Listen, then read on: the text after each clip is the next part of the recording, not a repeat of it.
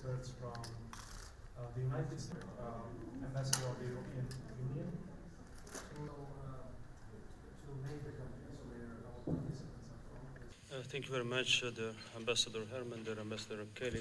Dear ladies and gentlemen, it's a great honor for me to be part of this panel together with you, with two ambassadors of our friendly nations, and I would like to thank the organizers of this conference for inviting me to speak at this important event, which is about the important topic, conditionality. Conditionality has been an important part of our relationship with the European Union and with the United States since the declaration of our independence 25 years ago, and we always paid great attention to our Western partners and friends' recommendations and their advice, and we appreciated, of course, their generous support in this respect. Of course, it was the Georgian people's great desire to become a democratic, independent state that turned Georgia into a country we see it today, but it would be impossible to achieve these goals without a strong support from our Western partners. Now, I would like to talk about Georgia, but also about our region in the context of our relationship with Western partners. As much as Georgia has been an important country for the West and made a great progress in terms of democratization, it's almost impossible to take Georgia out of the regional context, especially geopolitically. We consider ourselves to be part of the European family of nations, and we strive to become full-fledged members of the European Union and of NATO. And this is a strategic decision which is based on our historic past and which is based on the will of our people, of the Georgian people, and this will is very strong, I would say. At the same time, we acknowledge that this may not happen tomorrow or the day after. Georgia is committed to improving its democratic credentials, political stability, and economic and social standards. However, it's not only about Georgia's choice and willingness to change for better. It's true that we find ourselves in a very difficult neighborhood, but this is not news, of course, for you. For past decades and also for centuries, Georgia had to cope with hard geopolitical challenges. Despite these difficulties, we managed to maintain our independence and sovereignty and developed our democratic institutions. Now we enjoy high grade of the national stability, but we also contribute to the broader regional stability, which is quite important for Georgia, but also for our strategic partners, I believe. And what is more important than our regional background is the dynamics of our relationship with our Western partners. Our pro-Western orientation remained a constant in Georgian politics for 25 years of independence, and with absent downs, our commitment to the West is getting even stronger. And even the most critical surveys acknowledge this fact. At the same time, we deeply appreciate the assistance and advice which led us through difficult times and helped us to maintain our faith. There is a clear statement from NATO that Georgia will become finally the full-fledged member of the alliance, and with our determined efforts, we have a significant progress with regard to the European integration.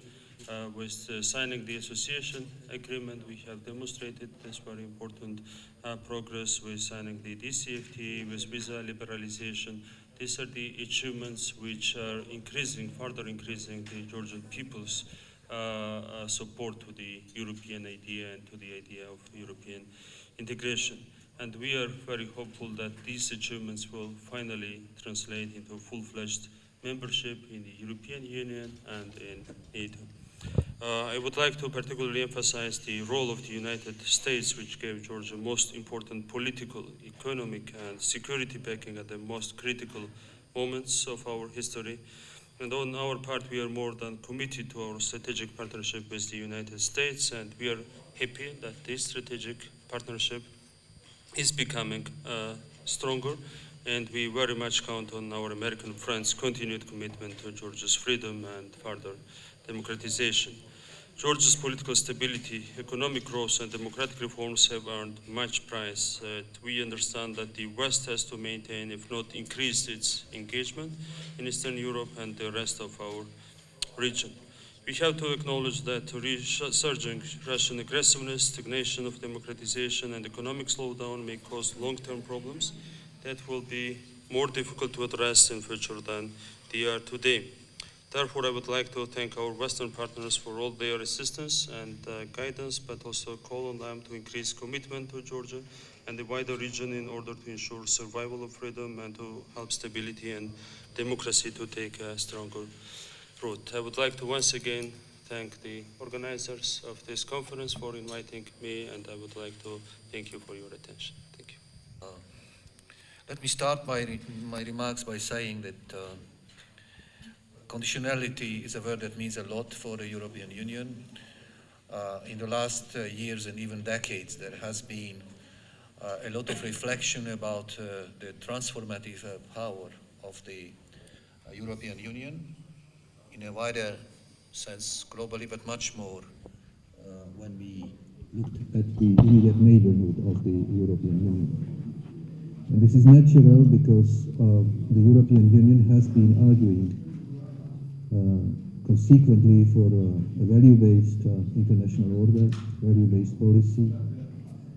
And in line with this, the European Union has been emerging as a kind of a normative power, trying to introduce standards and global norms. And the European Union and its member states together are the largest development provider of assistance. Provider of development assistance in the world. So the EU looked very early at conditionality, and the classic example was the so-called Copenhagen criteria in 1993. I don't go into that, I'm sure you know it quite well, but that was related to the possibility of joining the European Union. Those are enlargement criteria. But over time, this kind of normative conditionality spread out further beyond the candidates to membership, geographically first into the neighborhood and then wider. And I would like to say that lately there is also a lot of reflection about conditionality inside the European Union to be applied in relation to our own member states. And with time also this concept evolved, obtained more complexity. Of course, there is a strengthening normative conditionality that goes into not just democracy, human rights, rule of law, but also to social standards and norms, environmental standards, sustainability. So it has become a more complex concept. And of course, there is also a reflection about whether conditionalities should apply to all EU development support, or whether it should apply to the same extent to all support. And lately, there is also another area is emerging, which I would call agreed conditionality, because in more and more countries, we have negotiations about agreeing a set of conditionality, and even we have the tendency of putting that conditionality into a legal framework. That helps increasing ownership, but of course it helps also in scrutinizing then after it the implementation of conditionality. And I would like to say that these processes have become quite evident in what the European Union calls probably neighborhood, so the ring of countries around the European Union in the east, but also in the south. And that kind of set of conditionality that was developed there is somewhere in between with what we have in general in the world, or what's applying to the countries which are candidate for membership. And in this region, obviously, probably is Georgia among those countries where we have this framework for conditionality developed best. Obviously, the main framework for that is the association agreement. It means that there is legal commitments. There is a set of legal commitments to apply conditionality, And that also means that the EU support that is provided is tied to quite clear conditionality and therefore also quite clear benchmarks. So even for issues which might appear a bit more complex for conditionality, like democracy, rule of law, there are very clear commitments in the association agreement, and I think that these are the base for our progress. It's not so much about stimulating political determination, it is there. It's much more about creating a process that helps to both sides to measure progress and then adjust support to the results of this measurement. Clearly there is a need, also if we look forward, to a system of scrutiny and follow-up. We have, as you know, in this conditionality framework, regular assessments, reports, and we also have meetings, even high-level meetings to measure progress. One of them will take place in some days, the Association Council. There are some new things I would like to draw your attention. First is that we tend to specify even better the benchmarks we apply, in particular in the support modality that is called budget support. We are looking at how can we even strengthen even better the mechanism we apply for budget support. This is kind of a specifying better conditionality sector by sector. So it has become, you would call a sectoral conditionality that is emerging in our relations. And I would like to say that EU-Georgia relations are to a large extent pioneering conditionality in this region. There is also an emerging, this is the second issue I would like to mention, positive conditionality. This is reflected in the more for more concept in the Eastern Partnership. And this applies in particular for Georgia. There is an attempt, and this is the third issue I would like to mention to you, to sustain conditionality. One good example is the visa liberalization, whereby there was very strict conditionality for visa liberalization, but also there is a very clear framework to follow up that, also because there is a so-called suspension mechanism for countries which do not apply on the long term the qualitative norms for visa liberalization. And what I would like to say is that there is a kind of a second level normative, competitive conditionality. There are more and more EU program and support frameworks where we do not clearly specify the country that is the beneficiary. We allocate large amounts of support to the region, and then after it, the country which is best prepared will get it. And that is also a form of conditionality. Having said that, I would like to stress very much that this is an evolving concept in the European Union. Georgia clearly is the front runner in this, and we are really very much interested in working together with Georgia. The results we have overall in our relations, you know, very much deserve praise. And I think that a well-functioning system of conditionality, which is applies agreed conditionality, with two sides having negotiations, agreeing clearly the norms that apply, I think is a good framework for our cooperation, and we look forward to the continuation. Thank you very much. I am very happy to participate in this and show support for the important work of the Center for Social Sciences and for the National Endowment for Democracy. As I've said many times, our top foreign policy priority here in Georgia is to support Georgians' sovereign aspirations to integrate into the Euro-Atlantic community, primarily the European Union and NATO. And assistance, of course, is a key tool for us to achieve these really mutual goals of both Georgia and the United States.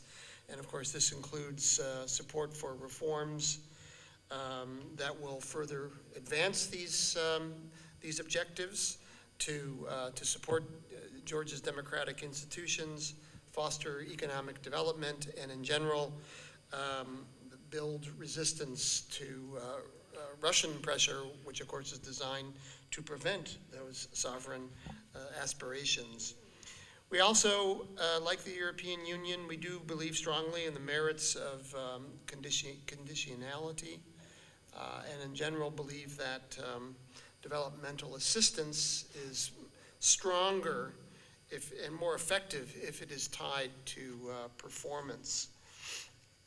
And I think probably the best example of this is the Millennium Challenge Cooperation Compact with Georgia in order for Georgia to be eligible for this second compact. It had to meet certain benchmarks. It had to show commitment to just and democratic governance and to economic freedom through implementation as measured by 20 different transparent third-party policy indicators. And of course, the Millennium Challenge Corporation here in Georgia monitors Georgia's performance continuously in terms of political rights and civil liberties, governmental effectiveness, control of corruption, regulatory quality, trade policy, and fiscal policy, among other key indicators of democratic rule of law and economic freedom. So this $140 million package is conditioned, of course, on the performance and progress of Georgia in maintaining and improving its overall performance and commitment to good governance and open economic policy. I think that Georgia's performance is one of the reasons why we've been able to ensure continued congressional support for